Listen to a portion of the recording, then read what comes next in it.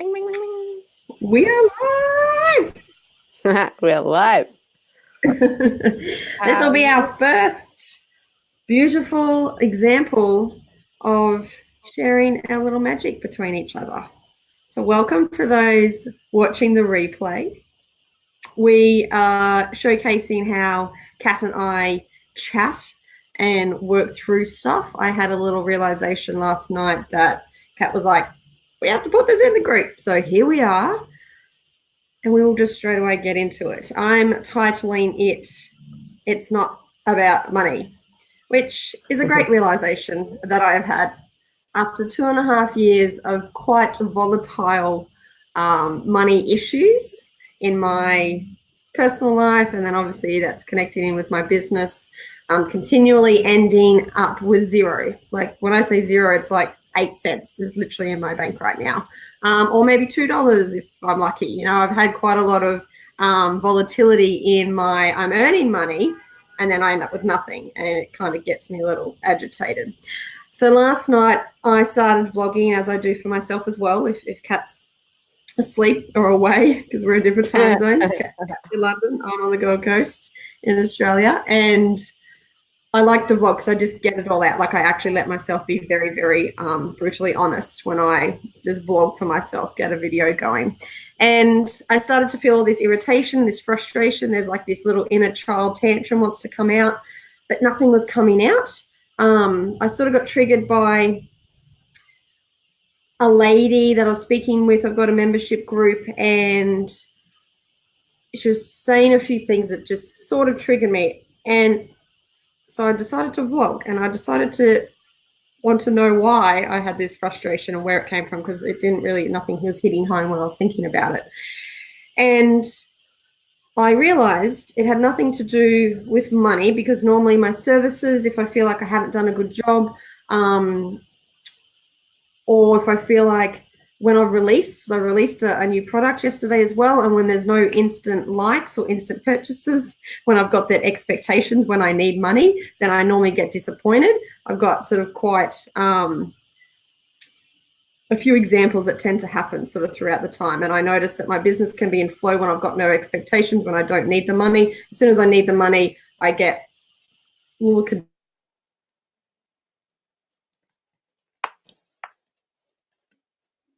it comes through inspiration flow.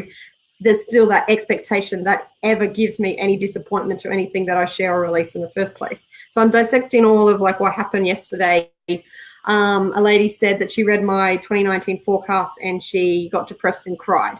And I was like, oh, I'm sorry. Like my initial reaction, because I was talking to her live, was that I like to trigger people sometimes, but I didn't think they would get that triggered. Wait, sorry. And I didn't literally just from reading it made her cry. Yeah, because what I said was that specific kind of businesses aren't sustainable. And I was pretty much directing it at her business because it's an online marketing business. But I was very I don't know if I was specific in the words I wrote. I'd have to look back. But to me, I'm trying to say that if you're not showing up fully, the point of this story, there is no sustainability in your business as far as I'm concerned. That our businesses these days have to be 100% authentic. And if you're not genuinely showing up in the desire to be of service, I don't feel any money comes. There's no success, there's no sustainability, which is fabulous because this is literally then what I worked out for myself. So while I was dissecting my day of, okay, I felt like I had this great creation that I've thrown out to the world and I've got all this stuff that I want to do. And then this lady said that she got depressed and cried, and I felt bad for that. Now I don't, but I did at the time because I thought, oh, that's a pretty crazy reaction for someone to have. Why would you take my words as your truth? We talked about it, and she said, I didn't. I got over it in the end. But she said normally in the past that would have like sent me into a crazy depression for quite a long time. So she could see her own growth, which was great. So with me vlogging all of this out, I pretty much then realized that looking at, I normally am just assuming it's money. You know, I'm in a place that I haven't paid the bond yet. I've got 2 weeks before I have to pay almost $3,000. It's a lot of money when I don't know where it's coming from, the usual story. And then I don't like putting pressure on my business because the same rule applies for me. I don't want to put anything out in my business if it's based on just the desire that I need money because I need to pay bills. That to me is not real. It doesn't feel right. And any times I've ever done in the past, it clearly doesn't work and it's not satisfying for me. But the clincher for me was vlogging, going, okay, I don't have this much money. Surely it's about the lack of money. And I'm trying to like go through all these things to work out where this inner frustration was stemming from. And it simply just came back to, I haven't showed up fully in my business. I've literally been back in my own space for 2 days. I could give myself a little bit more time. But instantly, because I got down to 8 cents, I bought food, paid a bill, and then I got to nothing. It's just that little trigger that just makes me freak out and think, how am I going to make $3,000 in 2 weeks? What if I don't? I don't want to ask my parents. I don't want that relying energy to think that I have them as a backup. I feel like that's not supportive for me either. Yeah. And then I don't want to let this person down because the manager here is so nice, so supportive, got me into this apartment straight away. So I could build momentum in my business, in my own space, which is, I know, the kind of environment that I need for my own headspace and for my business. And it was just like I had to get all this out. But really the clincher was that I know I haven't showed up fully in my business yet. And it had nothing to do with money. And that's huge for me because every month, every couple of months, my major stressful, depressive kind of fuck this, can't do this anymore, frustration into tantrums would come out. My undoing used to always be money. And it has been for 2.5 years. And I knew there was something very mental about it, but I just couldn't ever sink down and get to a deeper layer. So that is the long story about talking about the revelation that it's got fucking nothing to do with money. Whenever you got that inner turmoil and knowing that material item is never the root cause, it's a piece of paper. Like we give it value. And knowing that for 2.5 years, I got deeper and deeper and deeper, but this, I feel like I've cracked a fucking nugget. Definitely. So what do you want to talk about? Well, I do have one thing as you're talking. Is there any part of you that feels like only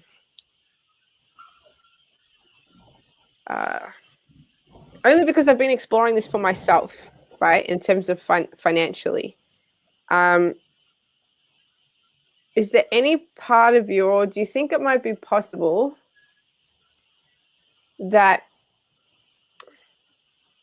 okay, so do you think it's possible that, sorry, I'm just trying to figure out how to word this because I'm not even really sure what I'm trying to ask you. But as you were saying it, I know that it got my attention to ask a question, but I'm not really sure what the question should be. But it's something about, okay, so you're in this financial position, right? Which obviously meant that right now or in the very near past, you weren't in a financial position to pay for this apartment. So why did you take it? Like, in the sense that, is any part of that being not disrespectful, but kind of disrespectful to your current financial situation? As in putting that stress on your shoulder, is that impacting your... do you get what I'm saying? Like, is that stress putting you out of alignment, though, and therefore making you, or not making you, but contributing to you being unable to show up? Does that make sense? Yeah, good point. Very good point. There is that element of it. And when I weighed it up, so I also could have had this apartment in another month, 3 weeks or so.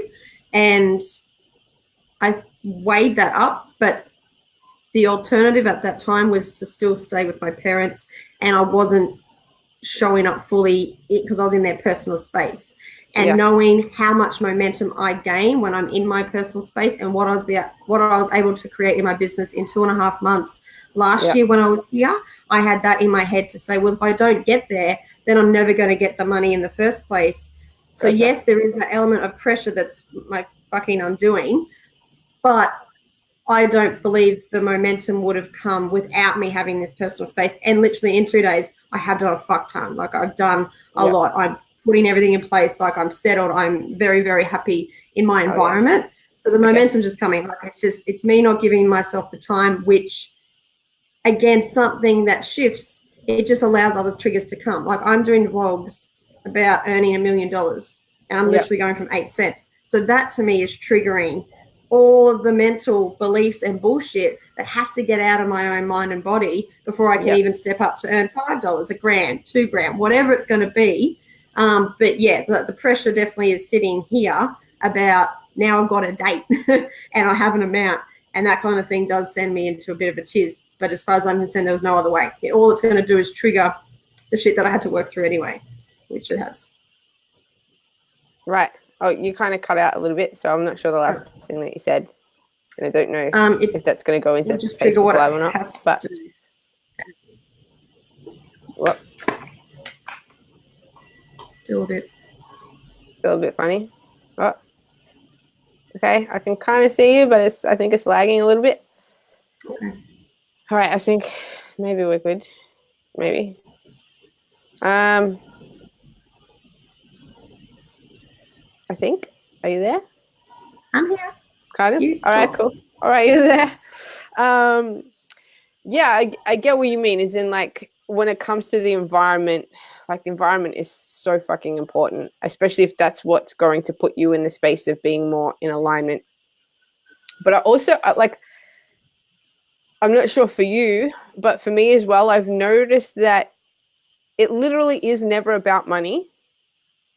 So therefore, if it's never about money, why am I even thinking about what's wrong? Why am I not making money? Or where is the money? Or like, why am I even thinking about money if it's not about the money? You know what I mean? And I find when I completely stop thinking about money in any way, shape, or form, that's when like ideas come flowing, or I meet people that I know are going to help me in some way. Or do you get what I'm saying? So it's kind of like I've been kind of observing that lately and noticing that, like, okay, if the fundamental thing is that it's not about money, which of course it's not about money itself, then do we even need to talk about money? Why is money always the topic at hand if money is not the issue? You know what I mean? Yeah. So I literally just thought about that now that we're having this conversation, which kind of... Because Oh, no, it's all right.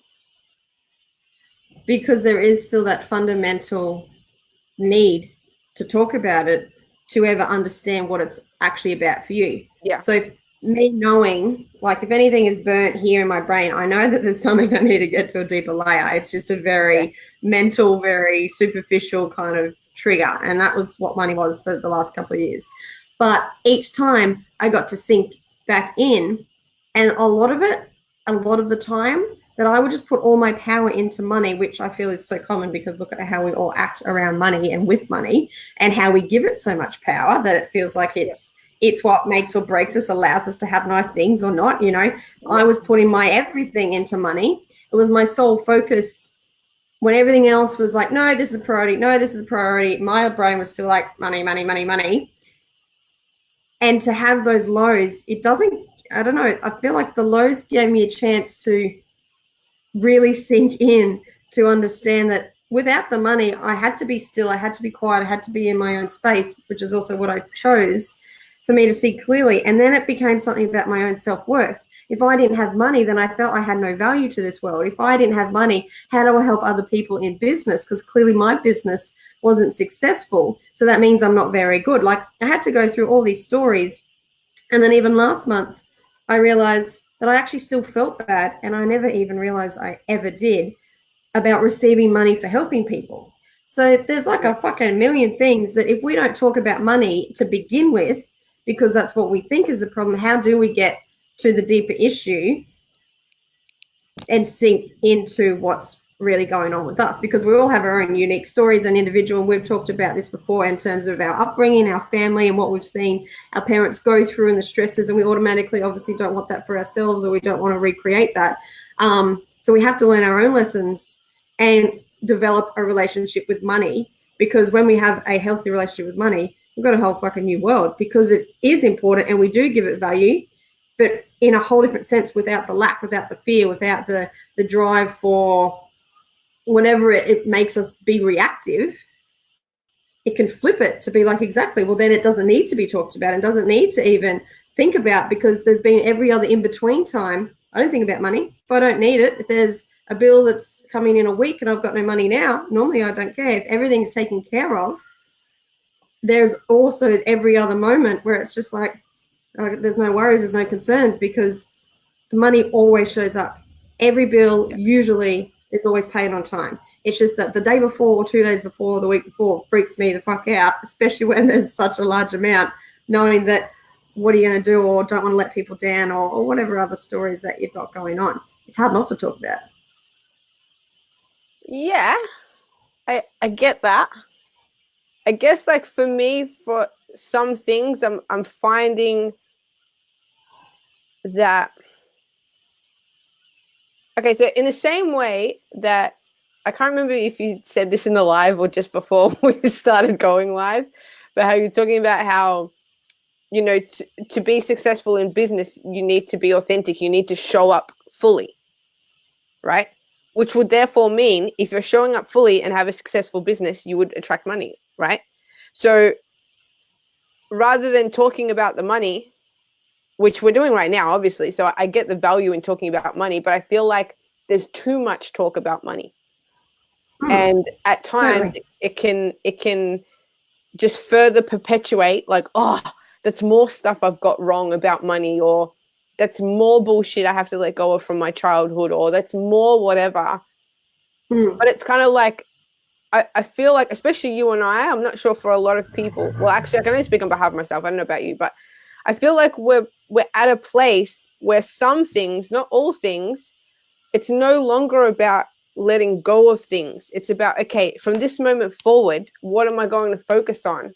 And then I feel like we've let go of so much stuff that now it's kind of like, it may still be there, but because we've let go of so much, it's almost a weak energy, whatever is remaining. So we can replace that with higher vibrational energy, which is that I'm going to show up fully. I'm showing in my fucking power today.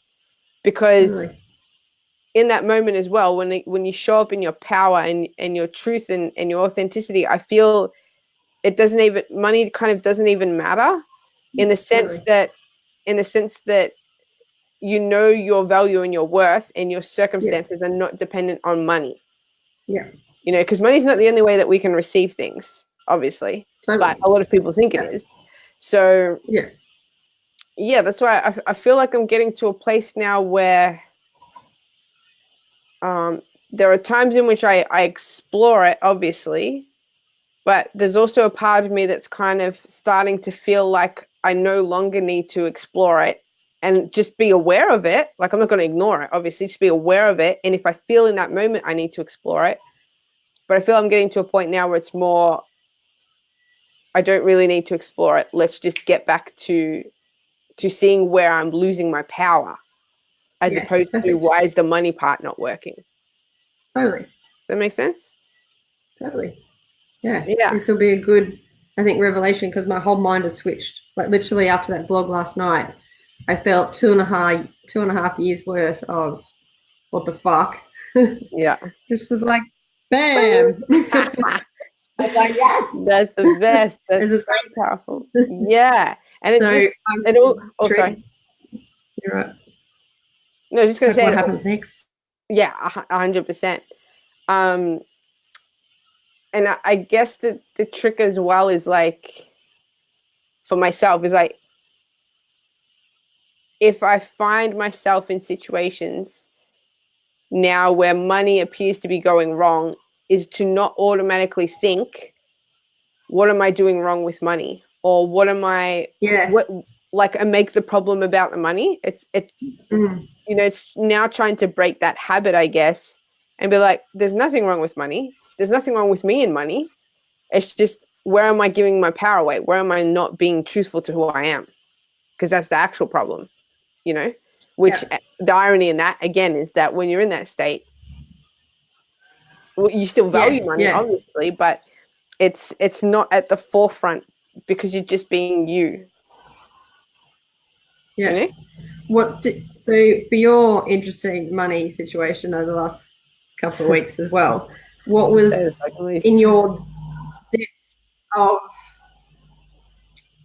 frustration, maybe? What was the cracking for you? What was that one thing that you said to yourself that you found to be a story, to be a belief, to be something that you found? Was it just purely based on you thought you've done something wrong, or there's something wrong with you and how you work with money? Or what was the thing for you in terms of when the money was like dwindling?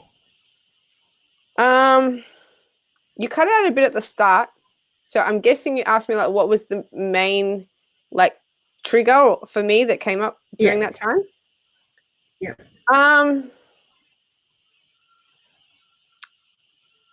It's hold on. I'm trying to think now.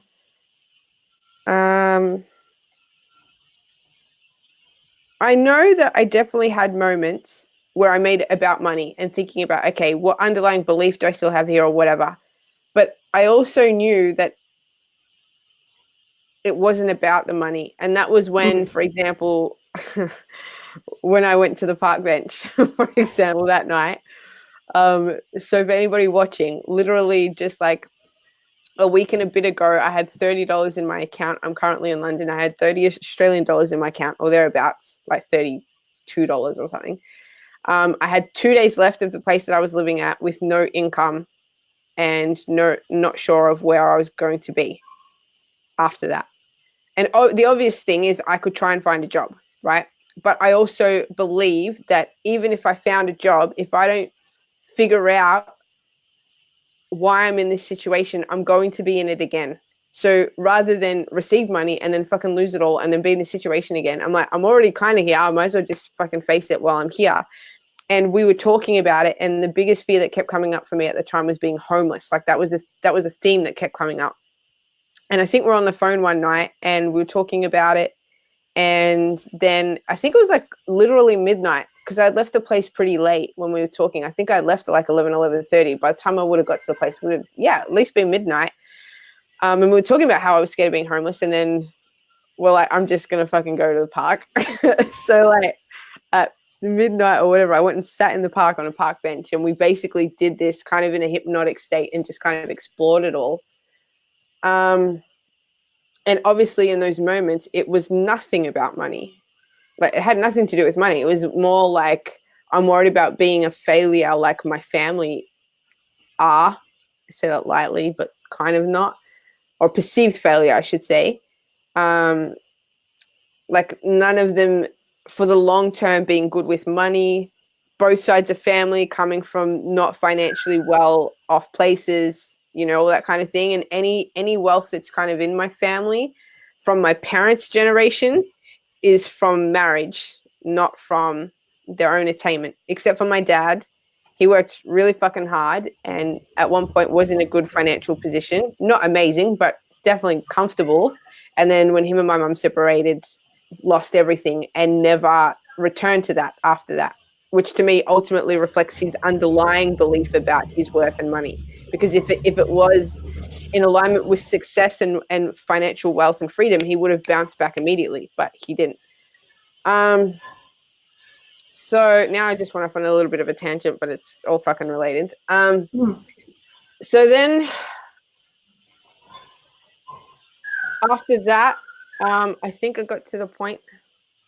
Sorry, I'm just trying to remember the event so that I can figure out at what point was like the deepest thing. But I feel like the deepest thing was the homelessness thing, and then that making me realize that it's got nothing to do with money. It's my conscious exploration that needs to go on here.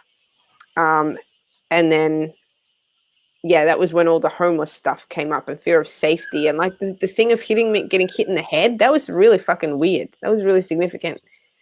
So to be honest, I feel like it was more about that, and it was more about being homeless. It actually wasn't about the fear of not having money. And I think part of that also is because I've been so supported since leaving Australia that I just figured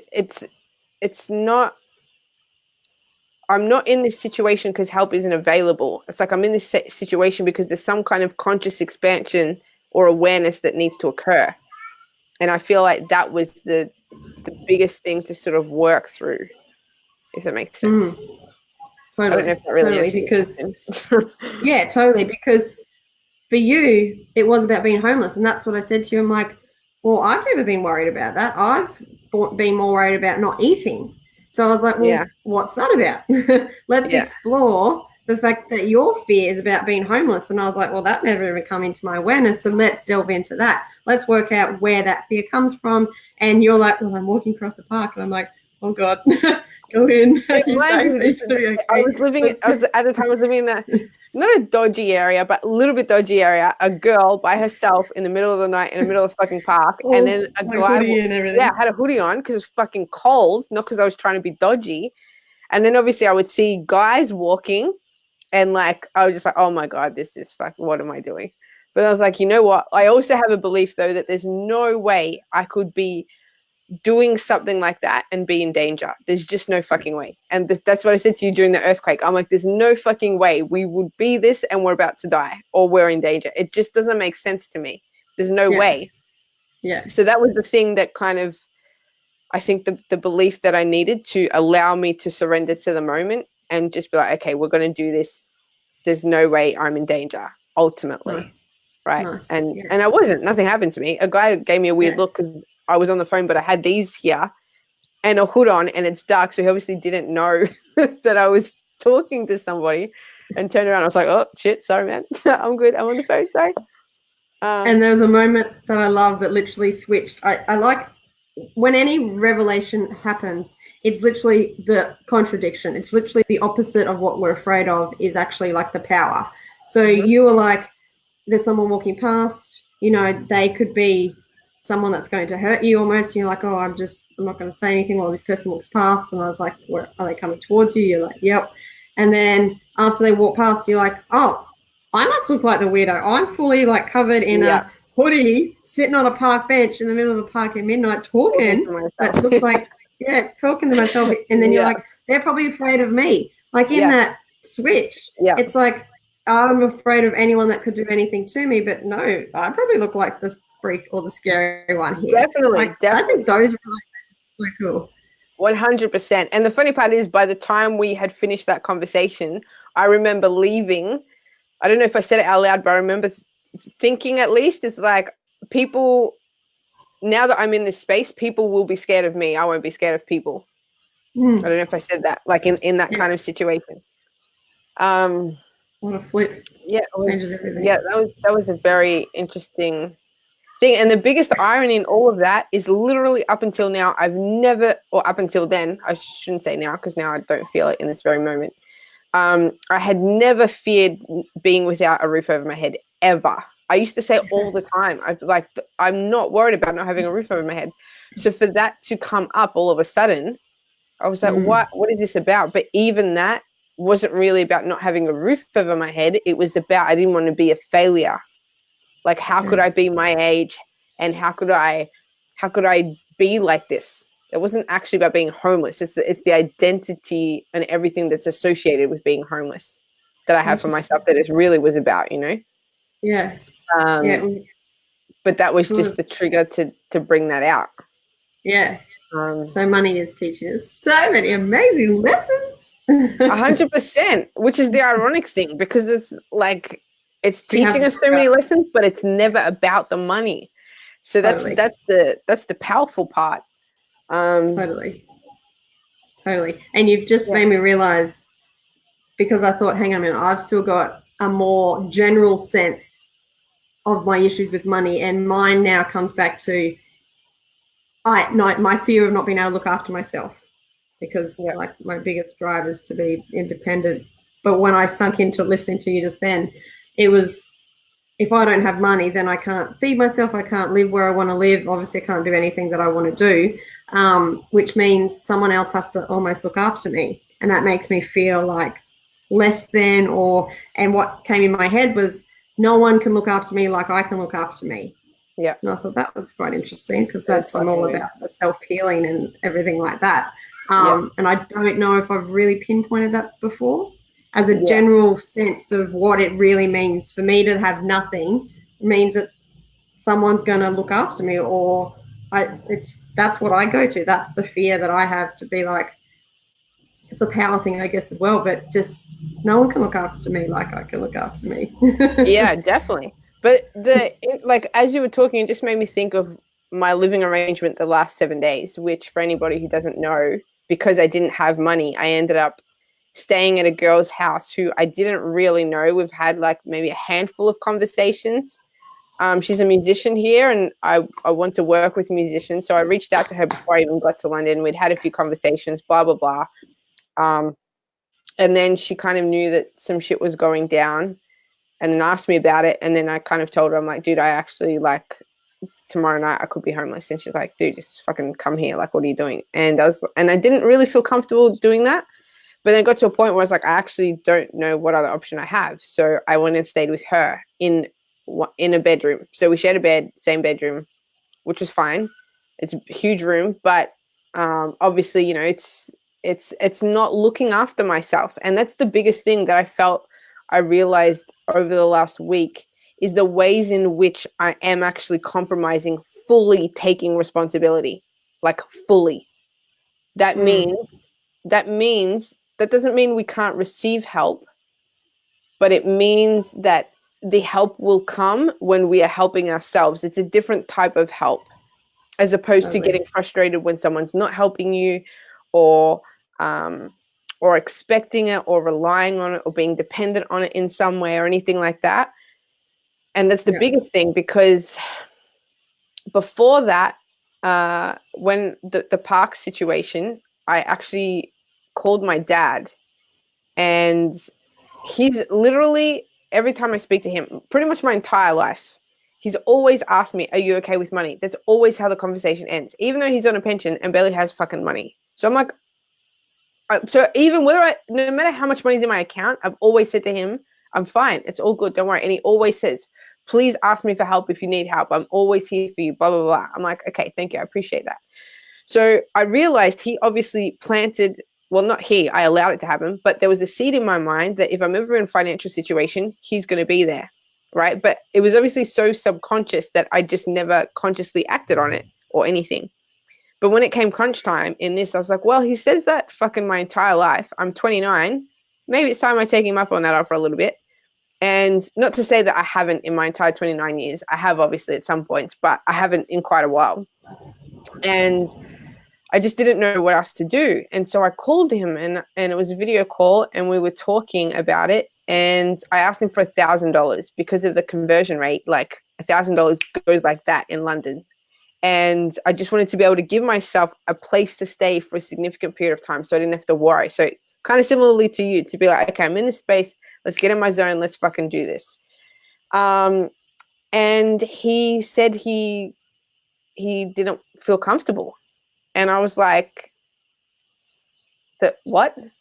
Like, and at this point, I think I actually had $8 in my account. And I was like, what do you mean? I'm like, I'm sitting here telling you I'm on the other side of the world. I don't know where I'm going to be staying in like 2 days. I don't have any options. I don't know anybody here.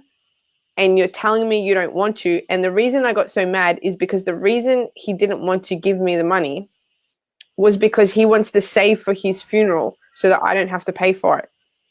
And I was like, and I obviously appreciate that he's considering that. But at the same time, it made me so mad because it made me aware of how much when we try to plan for the future for something, we miss on the now.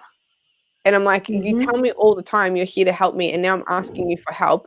And because you're worried about something that's going to happen in the future that you don't even know when is going to happen, because now that we're 2019, he'll be 80 this year. Technically, he could still live another 10, 15 years. And I'm like, but right now, I'm telling you, like, I literally could sleep in a fucking park, and you're telling me you don't want to give me money because you want to save for your funeral?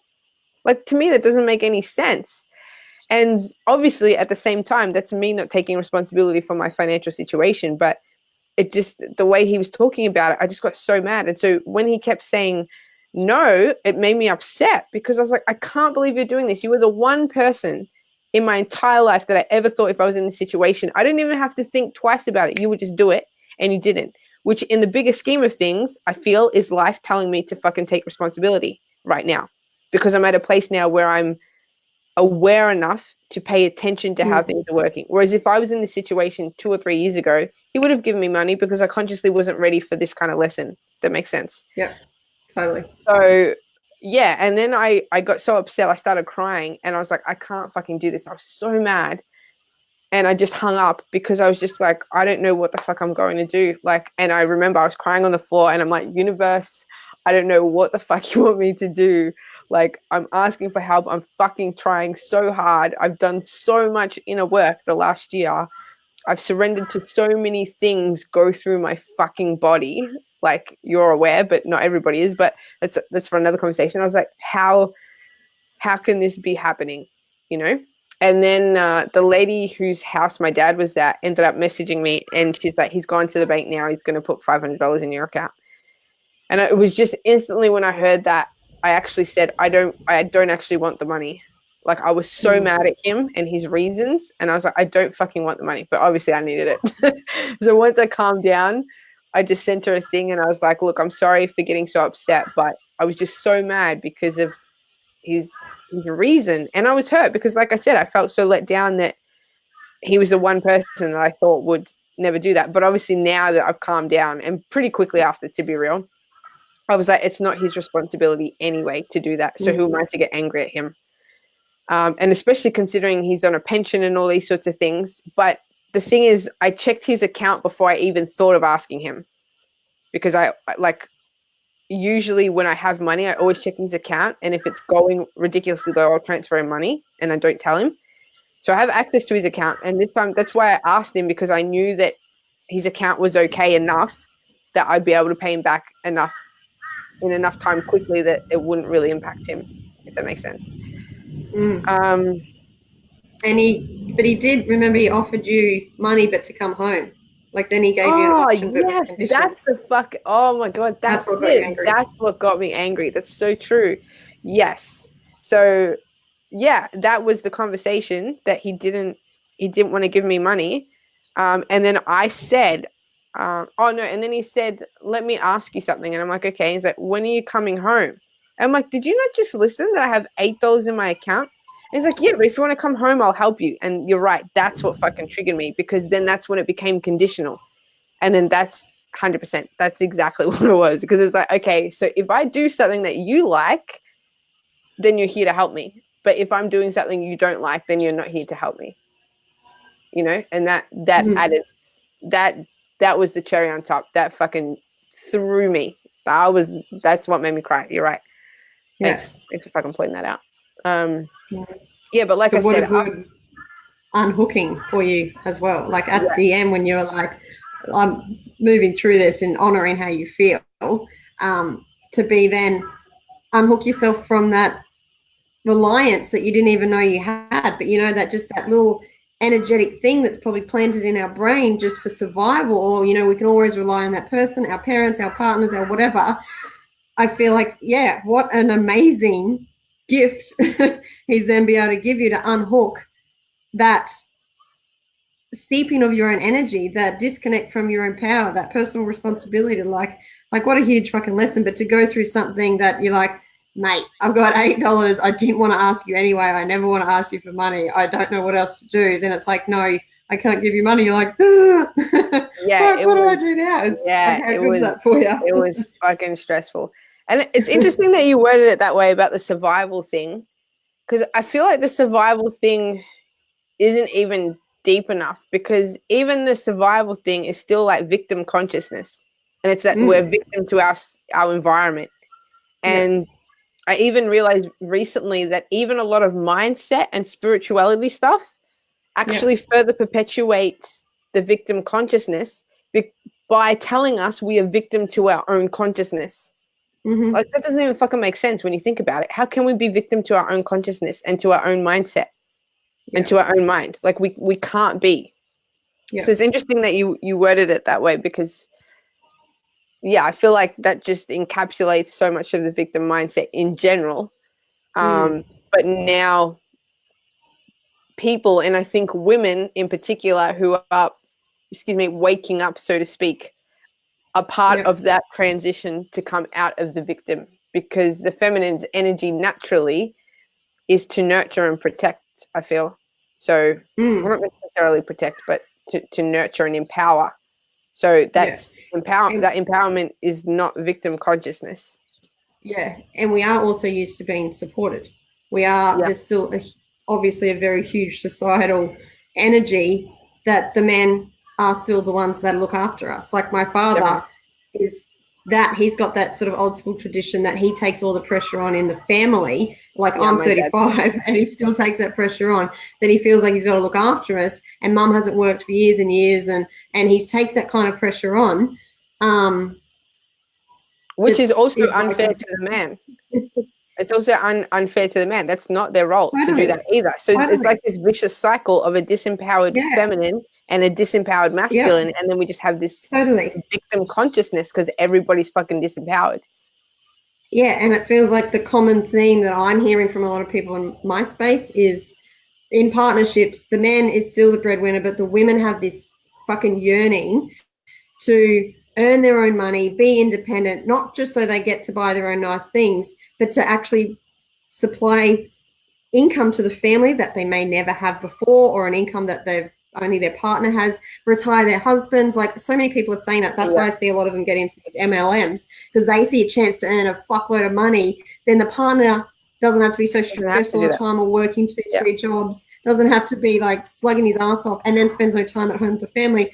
A lot of husbands actually just want to do that to get away anyway. But if you look at it, there's just such a dynamic that people are just like still haven't broken out yet, because there is still that victim consciousness that it's like, well, I'm the breadwinner, I have to supply for my family, this is my duty. And the woman have this awakening inside them that they're like, oh, I kind of want this independence, or I want to provide for my family, or I don't want my husband's like fucking dying an early death because he's working his ass off. But yet the shift is still happening. The shift is still like, well, who lets go of what first? Who does something? Whose business actually takes off first so the man can? Like, there's still a very huge bind, I think, for anyone to break through, which is massive. That's the kind of money that's in a family and in a partnership, with your mortgages and God knows what else. That's big money. Like, you and me just hanging out, all we need to do is find a place to live and eat whatever simple foods we can. We don't need a whole lot to survive. So we've broken down our barriers with then realizing that we can't work for anyone, and we've been able to spend some really quality time with ourselves, on our own, in our own space and time, with our necessities, with our accommodation sorted and our food sorted, and money has just sort of come in, whether it's dribbled in over the last like couple of years or not. We've been able to get so reflective and so internal that we get to sort all that stuff out. Whereas those dynamics, like, they're going to need support. They're going to need coaches. They're going to need all kinds of people, I feel, because unless both of them can actually communicate with one another and they can work it through together, it's just going to be like butting heads, because there's all this shifting inside them, but no one knows what to do. And how do you even make a change? What's that major fucking leap that they would have to do to make a change in their whole dynamic, especially around money? Like, it's a big shift to go through. Yeah, definitely. But it's big, but it's simple. I feel in the sense that the shift is as simple as learning to connect with and speak your truth, your real truth. So easy to say.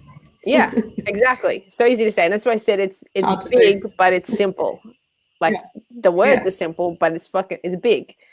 And then obviously, because there's so much dynamics to their situation, like I said, they got mortgages, kids, cars, like credit cards, like all this stuff. And I feel like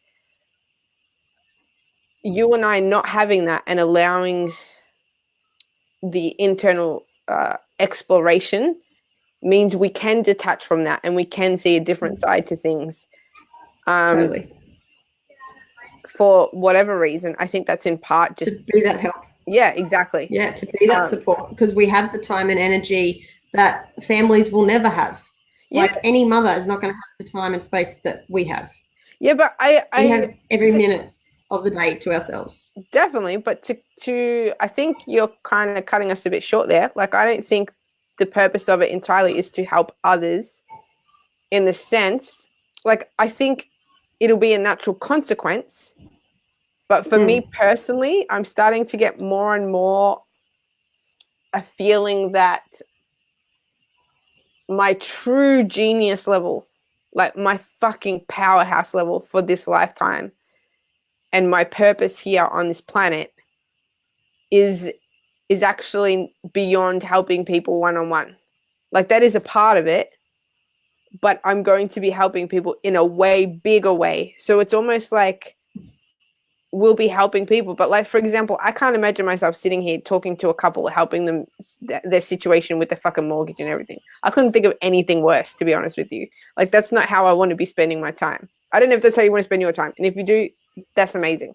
But I'm just saying that for myself, it's like, I think I'm going, like, I can't speak on behalf of you, but I feel like I'm going through this to help people, of course, but also because there's something in me that needs to come out into the world. And I know that kind of words are thrown around like a lot, like our purpose and that kind of thing. And that's why I'm hesitant to use that, because I feel it doesn't have the substance or depth, but I don't necessarily believe in it the way most people talk about it, you know? Yeah. So I feel like for me personally, it's more about that, which means a natural consequence will be helping people, but not in that direct one-on-one kind of way. Yeah, and that's exactly what I mean. It's you showing up, and even if you're just writing your own thoughts and feelings onto a Facebook post, that's helping people. That's opening them up. That's seeing whatever. You don't have to be in a one-on-one space. You do it however you want. Well, to be it's that. I feel like that creation, that whatever comes out of you, however that is, you are just naturally helping people because you have the capacity to, I feel. And not only whatever's coming out of you, we all have that yearning, that desire of like, there's something more to this life. There's something more to me. Let's explore that. To me, that is the consequence and byproduct of us all having a deeper connection with one another and just naturally helping, supporting one another, because we're just standing in our truth, we're standing in our power, we're showing up. And whether that's us doing fucking nothing to help people in a business space, or it's us actually offering services, and I think it can go either way. It totally depends on how it comes out of us individually. But I feel like because we've had this space, that we have a greater capacity to be that help and support, and that's in any way that we desire for it to come out. Definitely. Be created. Valid point. And I like that. I quite like that. Yeah, it was good. Yeah, well, I think, that was good. I took that automatically as a one-on-one help, and I was like, it's too little league for me. It's too little league for me. Yeah. And that's, I guess, where we're shifting. And then if we come back into a business sense or creation sense or whatever, it's like, how do you want to show up? Like, that's what I then asked myself last night when I was like, it's not about money. Woo! Like, fuck, I finally got to this bloody level I knew was coming. To be like, okay, well, I know I'm just not showing up. And then I asked myself, well, how do I show up? And then I was like, just go to sleep. Don't fucking worry about that answer today. You don't need to know. But it is just in the moment. Whatever I fucking feel like doing, whatever I feel like saying, wherever I feel like going, whoever I want to hang out with, a lot of it is wanting to actually verbalize my own internal thoughts, feelings, downloads, and sharing that with people. I want to be writing blogs and Facebook posts or creating things like that. To me feels like when I'm fully satisfied, and satisfaction was a big word that was also coming up for me last night, that I just didn't feel satisfied with my level of showing up in my business. I know when I have, it doesn't look a certain way. It just, there's a feeling that I'm like, I'm here. I know what the feeling is. I've had it. And I know it's coming into a bigger level now. But for me, I've got the way I think about what I want to say to people. Like, my thought processes are literally conversations I want to be having with people that might be thinking something that I feel like they could open up more. That's like how I think. And I only realized that the other day. That might be a bit weird. That literally I'm having dialogue with people, whether I'm on Facebook sharing a post. These are just my thoughts. These are just what goes through my head day to day, going to sleep. If I hear anyone, if I read a post and I'm just like, oh, I think they've missed the point, or they could go deeper, or they're too narrow-minded, or there's something that I feel like I could help them or open them up with, I'm constantly thinking of what words I want to be saying, what I want to be sharing, my blogs, not only just those intuitive downloads that just feel like, but you don't actually come out of me. Is that what you're saying? I do, but it builds up. Right. It does build up, but there's a constant dialogue of me just wanting to talk to people to help them.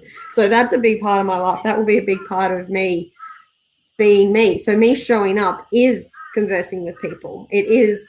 Okay, wait, I have a question, and this just came to me as you're talking. Is that an addiction? Okay. Or is that actually your your highest thing. So I mean in the sense that, like, I was listening to something recently and it was talking about how when we embody a certain state of being for so long, we think that that's our natural and that's our whatever. But by doing that for so long, it you know what I mean? Like, it can blind us to our natural. Good. So just as you were saying, like, so just, because you've done that for so long, is there any part of you that could feel that like it's more not that it doesn't have value, but it's not like it's not fucking peak season? Totally. Perfect point. Because it has shifted, and it was only because the last, I don't know, week that made me realize that's my internal dialogue most of the time, or just me thinking about stuff I want to say to people. For me to even be, that actually is interesting. It's not me thinking about me or thinking about the day anymore. It's thinking about what I want to say to people. Initially, back in the day, I don't know, high school, early 20s, that dialogue used to be because I was so concerned about what other people thought of me.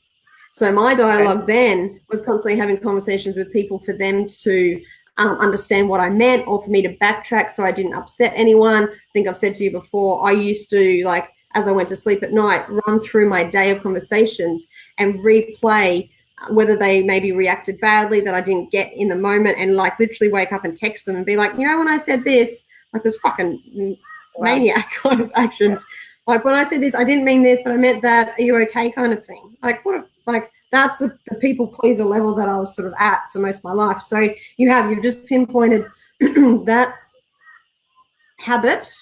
Even though that shifted, it's not the people pleasing dialogue anymore, but it's that attachment still to other people. Like, why do I give a fuck? Like, if people don't.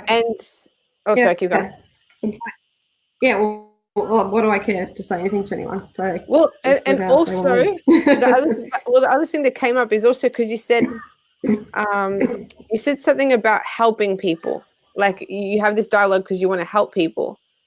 And then the thing that came up for me then is like, well, why do you think it's your responsibility to help people? There's a difference between, I feel, embodying our truth, and then the natural consequence of that is helping people, as opposed to consciously seeking out to help people. And I feel when we consciously seek out to help people, it's actually not the best quality help we can give people, no matter how good the intention. And I'm only saying 100%. This because I'm the same. Like, I didn't go to that extent of like thinking about conversations and stuff. it was more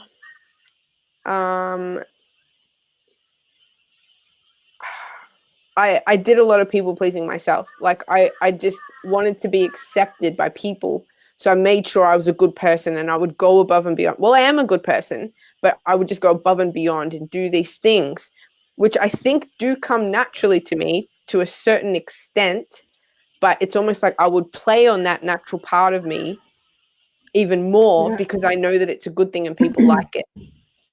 And just as you were talking, I was like realizing, it just put into perspective the things that I said recently that I'd been learning about, or that I'd overheard or listened to about. When things are what you do for a long time, doesn't necessarily mean that that's actually where your magic fucking is. It's just become your state of body, your state of embodiment, that you feel that that's what you're naturally good at. And then that made me think about the fact that I've always, ever since I can remember, been very in my own head, in the sense of being very self-aware, which I think is part of the reason, I know is part of the reason why consciously I'm at where I'm at, because of that. But at the same time, it's made me realize, like, fuck, that's become an addiction. I don't know how to not think that way. And if I don't know how to not think that way, that's a problem. Well, it's not a problem, but it means that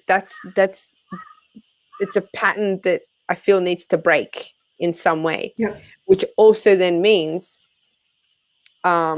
maybe that's not my magic to the world. Maybe my magic isn't about conscious understanding, if that makes sense. Like, I feel like it is in this sense, like in the way that we can have conversations, but I don't feel like my actual proper gift to the world is to coach clients.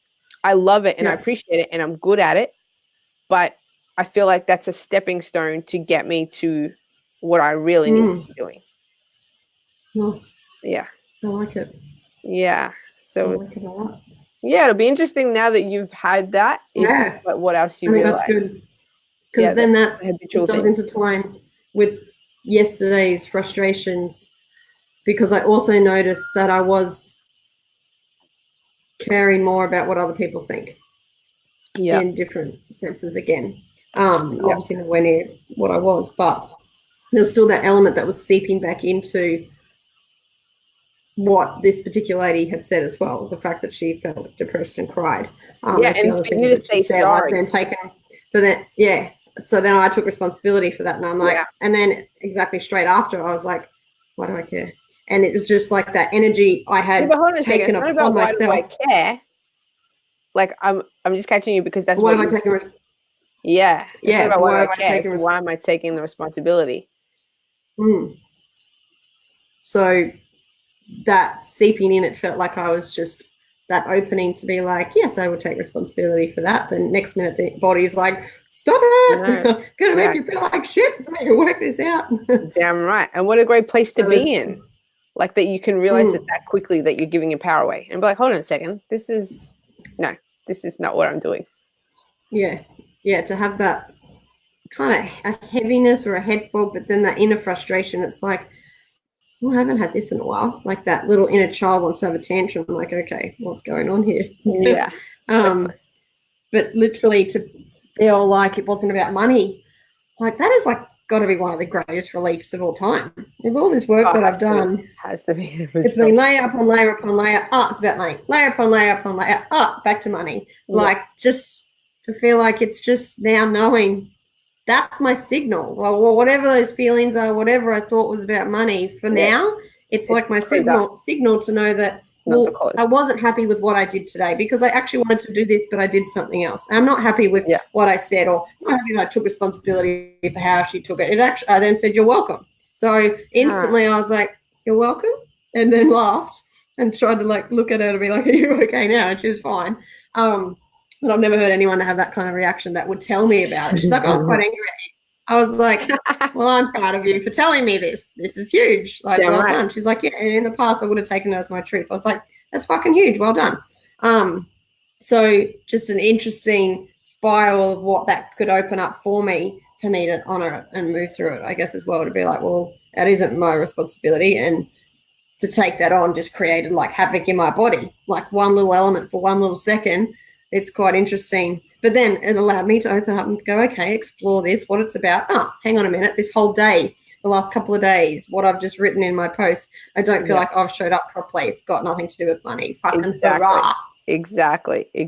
And even I don't know if this is inclusive of what you just said, but even in the moment that you apologized is not showing up properly. Totally. Kind of thing. Totally. And it's like my body's instant reaction, and I've never seen it that clearly now. Yeah. So now for me, it's that instant trigger. Yeah, definitely. And I've noticed, like I said, probably the last week or 2 weeks especially, I feel like what has become most apparent in my life are the areas that I'm not taking responsibility. Like really, it may kind of look like, and I can kind of beat around and be like, yeah, I'm fucking taking responsibility, but it's like, are you really? Because if you really were taking responsibility, you wouldn't be in this situation. And it's that simple. Yeah. So literally I've been waking up every morning and before bed and just like really connecting to that mindset, because like I said, my habitual thing is to go within, explore my consciousness, do this, do that, which isn't a bad thing. I'm not saying that it is a bad thing, but it's almost, like I said, habitual and then sometimes addictive, which is problematic in and of itself. So like before I go to bed and when I wake up, I'm like, okay, how about we try some new thoughts? How about we try and look at this in a new way? And what would it feel like to fully take responsibility? What would that actually look like if I'm going to be really fucking honest with myself, right? So, you're addicted to convincing yourself that you're taking responsibility. Okay, cool. Has that worked? Not really. How about we try and think of other things to start planting those seeds and And that's why I think I was listening to the thing the other day, because I realized that I think I kind of realized that point before I even started watching the video. So it was funny that that's the lesson that I got out of it as well, about being addicted to things. I just didn't think of it in that way. And so, I just lost my train of thought. Don't know. It's gone. Wasn't meant to be said. I'm sure it'll come back if it needs to. I don't know. We've been an hour. Should we wrap it up? So yeah, we probably should anyway. Any final words? Any final words? Well, I think, I think the biggest thing, like I said, that I'm finding for myself is like realizing the moments in which something needs to be explored, and the moments that, because I feel like even in the exploration, the motivation for that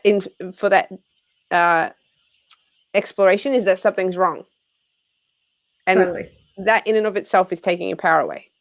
So it's like, is exploring it actually really standing in my power?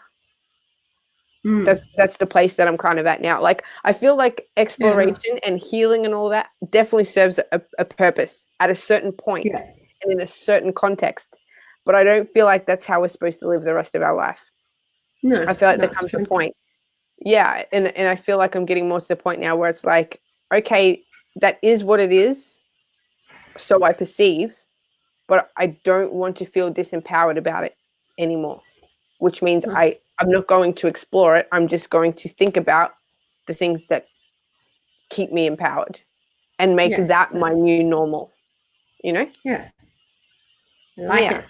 I think that's, how about for you? What's your final take? I just feel great that it's not about money.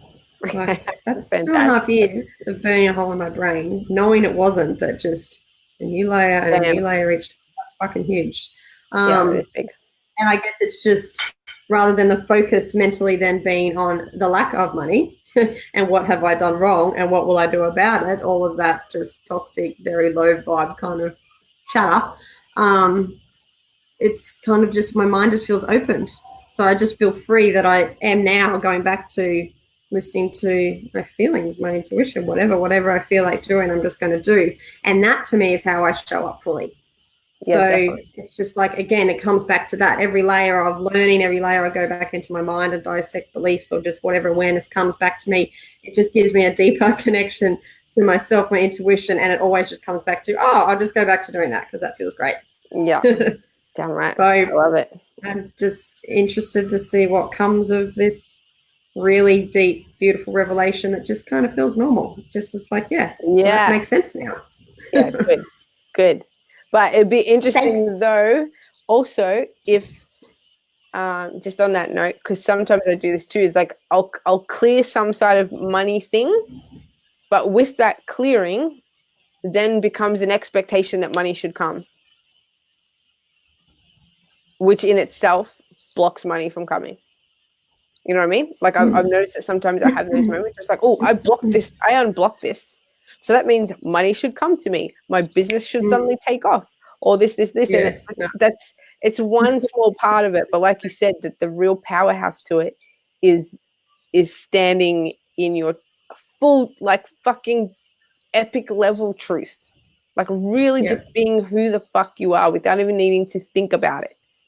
Like I feel like that's the place in which real magic happens. Yeah. And seeing it in action. Like, you can't, definitely thought that. Like, this is clear, my business is going to take off. No. I'll have money forever. No. Like, I did that for so long. It's like, well, that even habit's exhausting. So now it's just like, well, that feels great. And I'm just going to move on with my day. Yeah. Who knows if that changes anything or not, and it doesn't matter. Like, that, I think, is the beauty of not also having expectations on also the exploration now. That's a whole nother fucking level in itself. It's great to be like, well, this feels good. I'm just going to go eat my grapes. Yeah, exactly. I'm just going to fucking go about my day. I'm not expecting something from this. No, I don't at all. Yeah. I don't at all. Until I see myself in action, until I feel it, until I see changes, nothing changes. Until there's that embodiment, till living it out, Like that's just another sort of mental realization. There's so many other layers to it. It feels great and it will have a flow on effect. So I'm just like, okay, I'll just live in the moment and see what happens now. Yeah, fuck yeah. Oh yeah. Thanks for helping me. No problem. But you did just make me think of something else, which is not about this conversation, and it could go on for ages. So I'm going to leave Drop it at it this. and then drop it, and then we'll pick this back up. Yeah, and then we'll pick this back up. Is that something I've noticed for myself recently is even with the whole law of attraction thing and waiting to see what happens or waiting to see how things will unfold or what will come or whatever, to me at times is a disempowering state of being, because then it's like, okay, I'm just going to wait and see what happens, which can be said like to wait means that there's some kind of expectation, you know what I mean? And then but it's like, what are you waiting for? Something else to make something happen. Why aren't you making it happen? You know what I mean? So this is just something as well that, like, the last, I don't know, few days at least, I've been kind of thinking about in ways in which, you know, what am I waiting for? Like, why am I waiting for the universe to bring things to me? Why am I not doing it myself? Not in a toxic way, but I am the universe. It is me. So what the fuck am I waiting for? That doesn't mean I have to go out and do, but you know what I mean? Yeah. So yeah, it's all kind of fucking interconnected. Yeah. It is. That'll be a solid topic, I think. Because when I say waiting, I'm like in action. That's not waiting for me. My waiting was never holding myself back waiting. My waiting is a part of my maybe consciousness stepping back and being like, I'm going to watch myself now get into action. I'm going to watch myself do what I now do. So when I say that, I don't know if maybe waiting for me. It's like taking action then. Yeah, but there's a part of me that's like, I'm now interested to see what happens, because I've just stepped out of my own way and I'm like, let's see what I can do now. Let's see what I do. Do I go for a walk on the beach? Let's see what ideas come through. Let's see what kind of action I get into.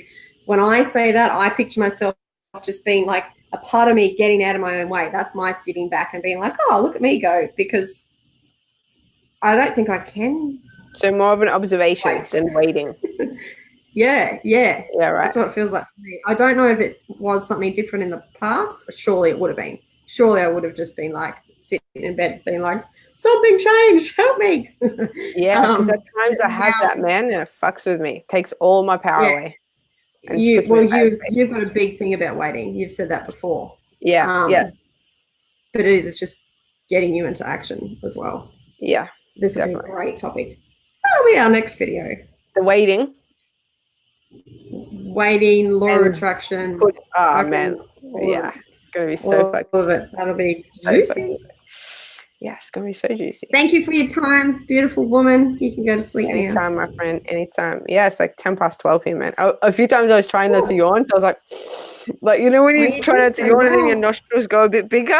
Like, do you do that? Like when you hold it in and then your nostrils suddenly like give it away, and I'm like, fuck, you give it away, cat. That's awesome. My screen's blurry, so I couldn't have seen you anyway. My laptop doesn't let me do more than an hour of work. Fantastic. All right. Well, this is a good intro kind of first one. Juicy topic. Us chatting, exploring, talking about something. This is sort of how we talk in our little messenger group, or we have a chat, or we do a Zoom where we think like we might need to record this. Just a bit of an example of how Kat and I guess, interact and what we've been out, how we've supported one another in our friendship and with our own personal spiritual exploration. So this is an example of what we do. Yeah, but I feel like this kind of conversation like kind of touched the surface. I feel like we have moments where it's like, that was fucking good. Like literally, like I feel like this conversation was more about the realizations that we've had as opposed to, I'm in this predicament right now. I need you to let's explore this. I feel like that's they're the juicy ones. So I'm excited for those to happen. Yeah. Even though, you know, We don't want the problems to happen in the first place. But at the same time, I know what comes with it too. You know, like I feel like that's been like been such a big part of our magic together the last year, is like being able to really hold space for each other and explore that. Well, actually, to be real, I think you've always been good at that. I feel like at the start, I didn't really know how to do that. I was more like coaching. That's just what I was used to. But you've taught me. I feel like I've come a long way in terms of being able to hold space for someone and allow them to be like, where are you at? But yeah, I feel like that's just how we help each other do that. Yeah. What we do. That's how we do what we do. But yeah, so it's cool to be able to share that with people. Totally. Well, thank you, my dear. I'm going to end the broadcast and then we can say goodbye. Let's do it. Thanks for watching, everyone. We'd love to hear everybody else's opinions and stories as well. So comment, follow. Comment. Yeah, let's have a conversation. See you, bye. Wait, what? Are you going? No, I just said end. Hang on.